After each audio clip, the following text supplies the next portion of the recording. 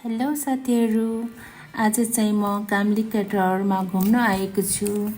मैले जानेका कुराहरू हजुरहरूलाई पनि भन्न गइरहेको छु। कामलिका टावर चाहिँ टर्कीको इस्तानबुल मारमाराई उस्कुदार भन्ने ठाउँमा रहेको छ। यो चाहिँ इस्तानबुलको सबैभन्दा अग्लो टावर रहेको छ। यसको हाइट 369 मिटर रहेको छ भने यो चाहिँ 49 तल्लाको रहेको छ।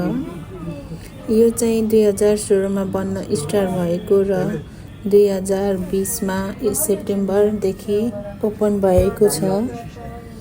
यस टावरबाट भ्यू चाहिँ एकदम राम्रो सफा देखिन्छ। यहीँबाट चारैतिर दृश्यहरू निहाल्न सकिन्छ। यहाँ चाहिँ हामी टिकट लिएर प्रवेश गर्नुपर्ने हुन्छ।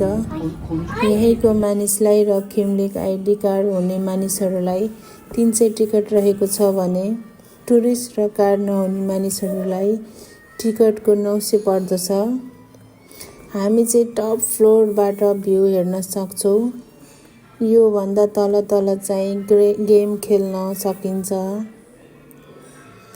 खानाहरू खान सकिन्छ। यसको साथसाथै विभिन्न खेलहरू खेल्न सकिन्छ। यसको छुट्टै पैसा तिर्नुपर्ने हुन्छ हामीले। यहाँ हामीले फोटो खिचेर भिडियो बनाएर रमाइलो गर्न सकिन्छ।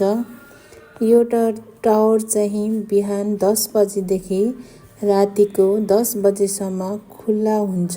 धन्यवाद। र हेर्नुहोस् कस्तो दामी भ्यू छ। Wow, so imaging. भिडियोलाई लाइक, कमेन्ट र सब्स्क्राइब गर्नुहोला। धन्यवाद। यस्तै नयाँ भिडियोहरू म लिएर आउनेछु।